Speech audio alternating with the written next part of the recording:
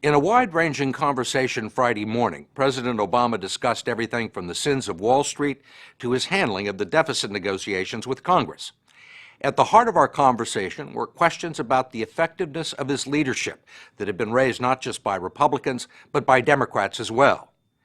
We also talked about his chances in the upcoming election in the face of some grim public opinion polls and his thoughts about the Republican challengers. We start with Wall Street, where President Obama has laid the blame for the country's economic meltdown. The story will continue in a moment.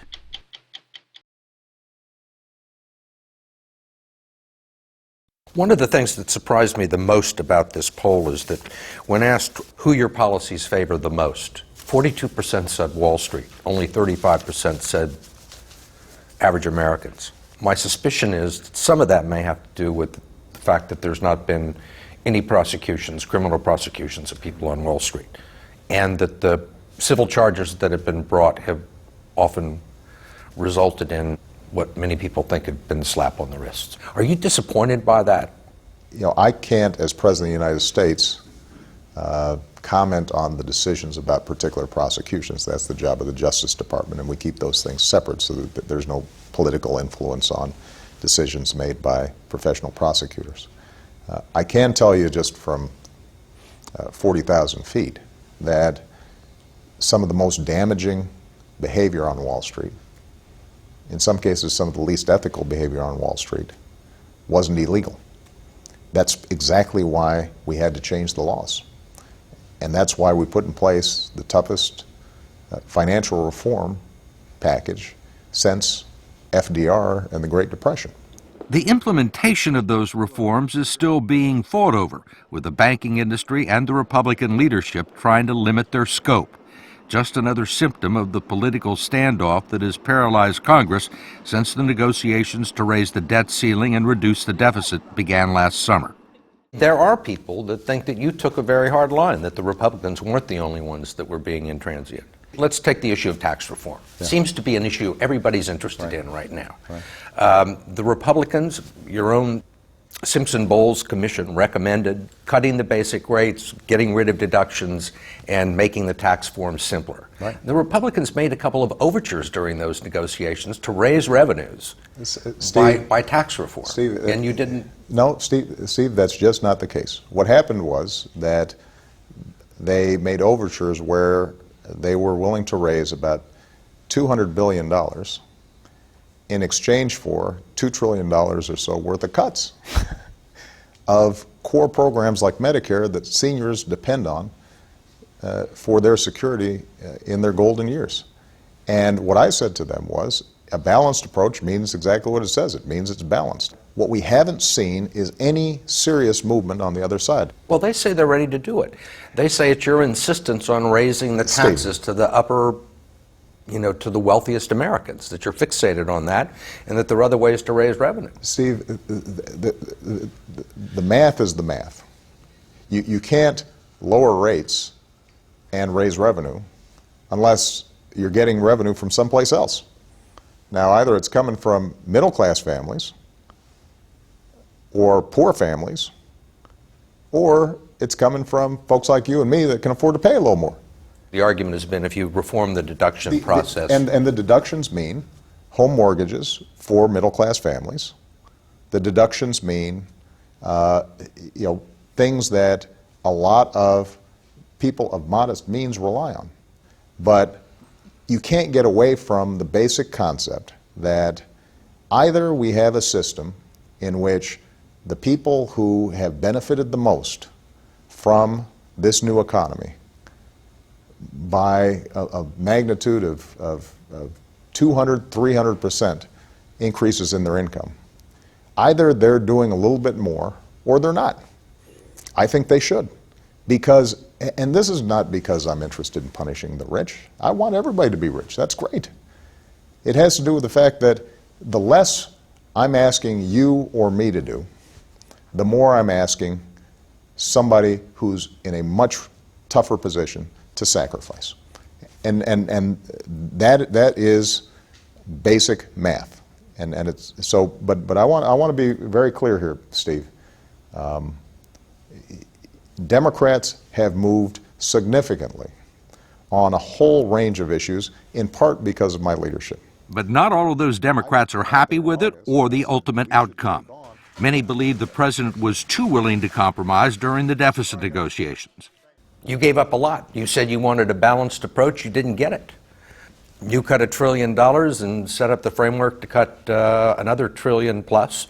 And the Republicans gave up nothing. I mean, there are people in your own party who think that you were outmaneuvered, that you were stared down by John Boehner and Grover Norquist and capitulated. Right. Steve, you got to get your story straight, though. The first argument was that I don't compromise at all. Now you're saying I gave up too much. Well, it seems to be all the compromising is being done by you. Both stories can't be true, right? I think what you'll see is that we were willing to make some tough cuts on programs that, some of which I like and would like to see in place, but we can't afford them right now. What is going to really solve the deficit over the long term, and not just the short term, it requires we Democrats to agree to make some modifications on entitlements so that they're sustainable and stronger over the long term. And it requires Republicans to get off the dime when it comes to revenues and to make sure that everybody's doing their fair share. And if we do that, we can solve this problem.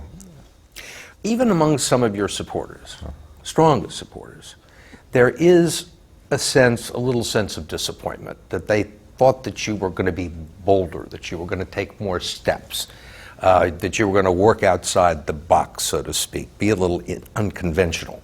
And they think you've been too cautious, that you've just kind of played it by the numbers. That's opposed to my critics who think I've been this radical socialist. If my goal was to maintain the extraordinary popularity that I had right after I made my convention speech in 2004, then I would have never left the Senate. I would have been sitting on 70% approval ratings. I wouldn't have been leading this country, but people would be really attracted because I wouldn't have had to make any choices and make any decisions and exercise any responsibility. I took a different path, and as Michelle reminds me, you volunteered for this thing. Have you and Michelle ever had a conversation about whether you should really seek a second term? Have there been any doubts in your mind about not running again? No. Not because our quality of life might not be better if I were not president. Not because Michelle is so enamored with me being president, but because we both think that what we're doing is really important for a lot of people out there. With the election still nearly a year off and no Republican nominee to contrast him with, it's impossible to handicap the president's chances of re-election.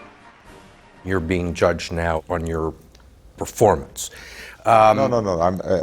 I'm being judged against the ideal. And Joe Biden has a good expression. He says, don't judge me against the almighty, judge me against the alternative. You've spent a lot of time, your staff and the Democratic National Committee, going after Mitt Romney, but the person that now seems to be definitely on the move is Newt Gingrich. Well, first of all, I'll tell you, Steve, it doesn't really matter who the nominee is going to be. The core philosophy that they're expressing is the same. And the contrast in visions between where I want to take the country and where they say they want to take the country is going to be stark. And the American people are going to have a good choice, and it's going to be a good debate. What do you make of this surge by former Speaker Gingrich? He's somebody who's been around a long time and is good on TV, is good in debates, but Mitt Romney has shown himself to be somebody who's good at politics as well. He's had a lot of practice at it. I think that they will be going at it for a while. When the Republican Party has decided who its nominee is going to be, then we'll have plenty of time to worry about it. 4 years ago, Springfield, Cold. It was freezing. You declared your candidacy, and you said,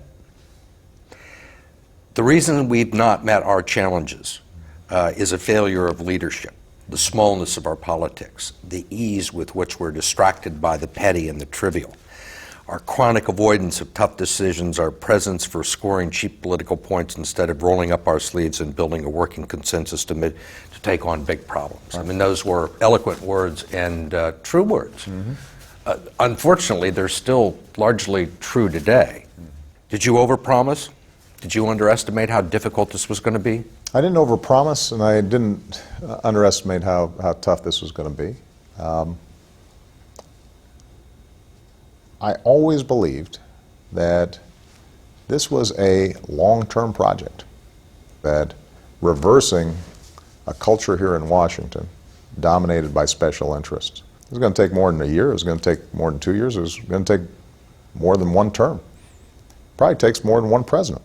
The one thing I've prided myself on before I was president, and it turns out that continues to be true as president, I'm a persistent son of a gun. I just stay at it.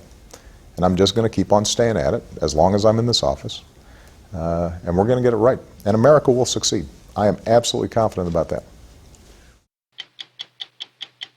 Go to 60minutesovertime.com to see our entire interview with President Obama, sponsored by Lipitor.